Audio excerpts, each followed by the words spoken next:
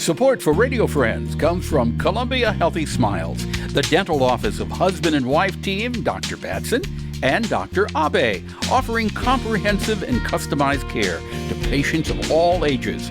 Learn more by calling 573-721-9039 or online at www.columbiahealthysmiles.com.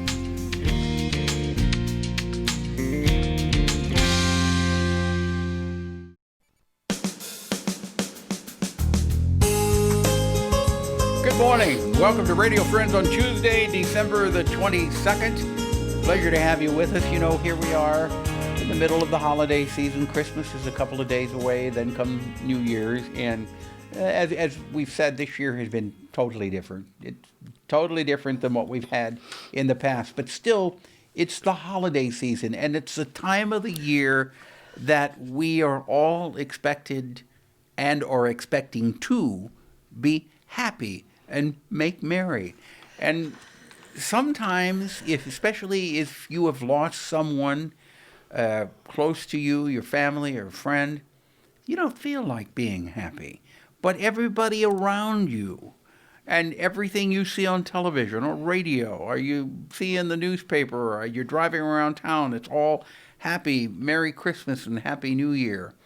How do you, and our next guest is going to talk about how you deal with loss of someone close during the holidays when you don't feel happy and in a holiday mood. Mickey Havner, an end-of-life doula. Good to have you here, Mickey. Thank you. And we've had you on several times, and you are now hosting via Zoom.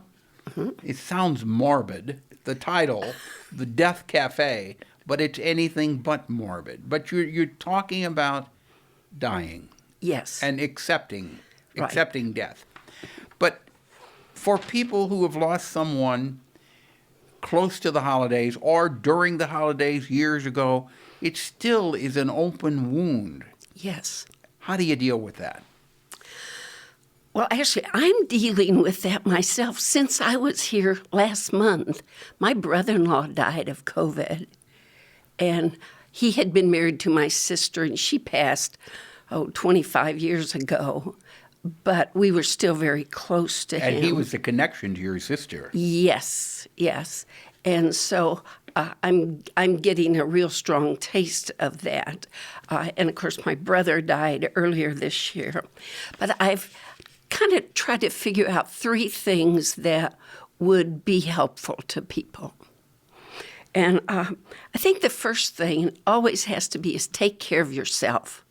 You know, you got to eat right. You need to get some exercise.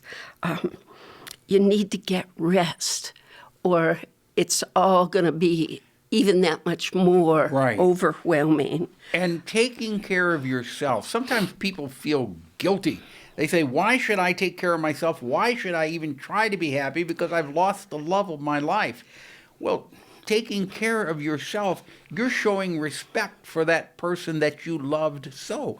That person wouldn't want you to get down and be sick and doesn't want you to be sad either. So you've got to take care of yourself. Exactly. And in the time of COVID, you're not going to have many people around to grieve with you.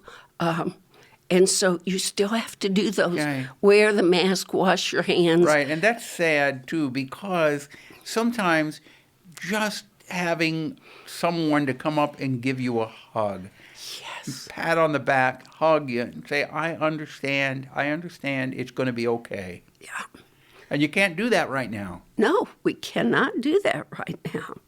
So that makes it hard to deal with it alone, or, maybe two people living in a house. But first, take care of yourself. The second thing I think is really important is to honor your loved one who has died. And we do candles at our house. I put out little LED candles so even the children can have a candle. And everybody gets a chance to turn on their candle and tell a story about someone they love who's not at the table. And it's very effective. Sometimes we have a lot of laughter. Sometimes we have tears. But it's a really good way. It's okay. Yes, yes. We always try and have the favorite food of our loved one who's passed on as a reminder of that person, how much we love them. We tell their stories. One of the things that I did 20 years ago, I planted a tree when a loved one was gone. And that tree, we've since sold the property, but that tree is huge. And every time I drive by You say, there it is. Yes. There's the tree. Yes. There's the tree.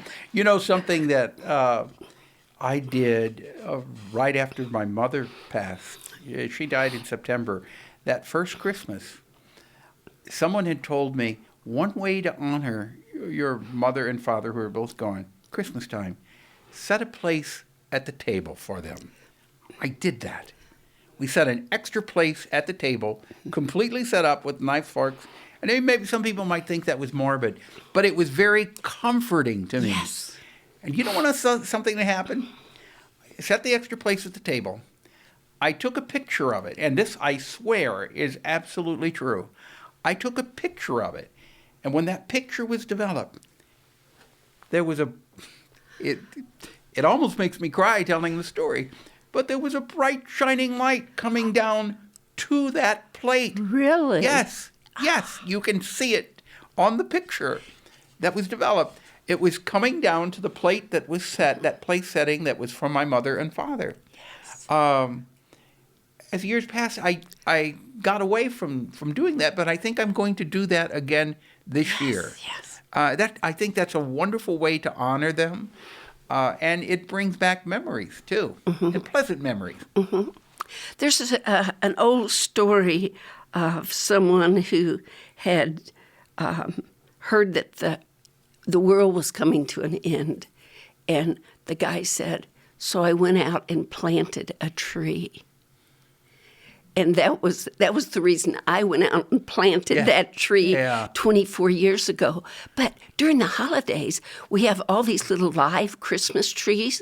You can get them in a pot that has dirt around them, and you can keep it alive until you can get it in the ground, and then it's there and handy. So I think that's a good reminder. We're almost out of time.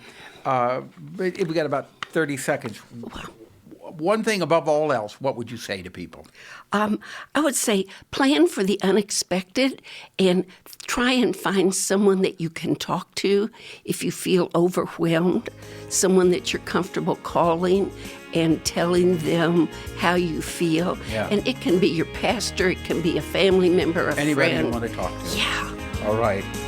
Mickey, thank you so much for coming by. It's always a pleasure having you here with us. Please come back again. And I hope that you and yours, both here and the ones who have passed, have a very merry, blessed Christmas. And you too. Thank you, Paul. All right. Wear your mask when you go out. See you tomorrow. Bye-bye.